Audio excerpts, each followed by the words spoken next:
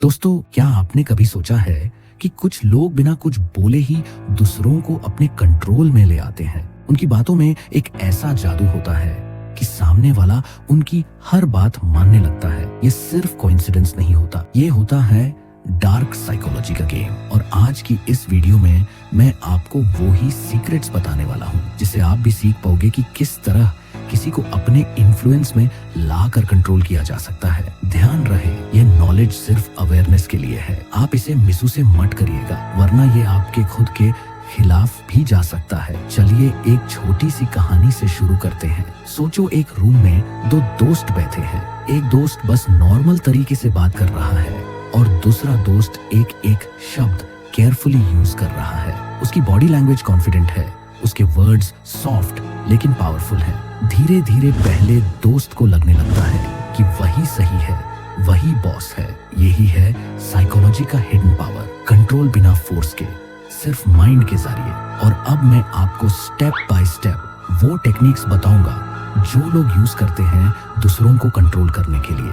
सबसे पहला है साइलेंस। अक्सर लोग समझते हैं कि ज्यादा बोलने से उनका कंट्रोल होता है, लेकिन असल में कभी कभी चुप रहना ही सबसे पावरफुल ट्रिक होती है। जब आप साइलेंस यूज करते हो, सामने वाला अनकंफर्टेबल फील करता है और वो खुद अपना दिमाग खोल देता है। इसी वजह से नेगोशिएशन, रिलेशनशिप और आर्ग्यूमेंट्स में साइलेंस एक डेडली टूल है। दूसरी ट्रिक है मिररिंग। जब आप सामने वाले के वर्ड्स, टोन और बॉडी लैंग्वेज को मिरर करते हो तो उसके दिमाग को लगता है कि आप उसके जैसा ही हो, और इंसान नेचुरली उन्हीं लोगों पर ट्रस्ट करता है जो उनके जैसे लगते हैं। इस ट्रस्ट के बाद आपके वर्ड्स उसके डिसीजंस पर सीधा असर करते हैं। तीसरी टेक्निक है इमोशनल एंकरिंग। सोचो, अगर आप किसी को किसी पॉजिटिव या पावरफुल फीलिंग के साथ जोड़ देते हो तो जब भी वो आपके बारे में सोचेगा वही इमोशन ट्रिगर होगा। फॉर एग्जाम्पल, अगर आप हमेशा किसी को मोटिवेट करते हो, जब वो लो फील करता है तो धीरे धीरे उसके लिए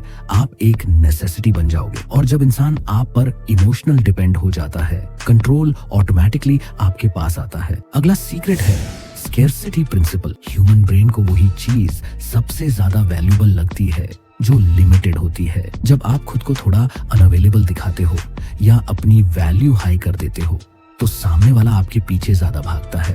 यही रीजन है कि एक्सक्लूसिव और रारे चीजें हमेशा डिमांड में होती हैं। Use this psychology smartly to gain control. Last technique ये है फियर एंड रिवॉर्ड लूप। इंसान दो चीजों से चलाता है, डर और लालच। अगर आप समझ जाओ कि सामने वाला किस चीज से डर रहा है और किस चीज के लिए तरस रहा है तो आप डायरेक्टली उसके डिसीजंस को कंट्रोल कर सकते हो। लीडर्स, मार्केटर्स और मैनिपुलेटर्स यही करते हैं। एक तरफ फियर क्रिएट करते हैं और दूसरी तरफ सॉल्यूशन या रिवॉर्ड देते हैं। अब सवाल ये उठता है, क्या ये टेक्निक सेफ है? दोस्तों, यही है डार्क साइकोलॉजी का डेंजरस पार्ट। अगर आप इन्हें गलत जगह पर यूज करोगे तो शायद आप टेम्पररी कंट्रोल पा जाओगे, लेकिन आखिर में ट्रस्ट टूट जाता है। इसलिए मैं आपको हमेशा ये बोलूंगा, इन स्किल्स का इस्तेमाल अपनी जिंदगी इंप्रूव करने के लिए करो, दूसरों को मैनिपुलेट करने के लिए नहीं। नॉलेज पावर है और पावर के साथ रिस्पॉन्सिबिलिटी भी आती है।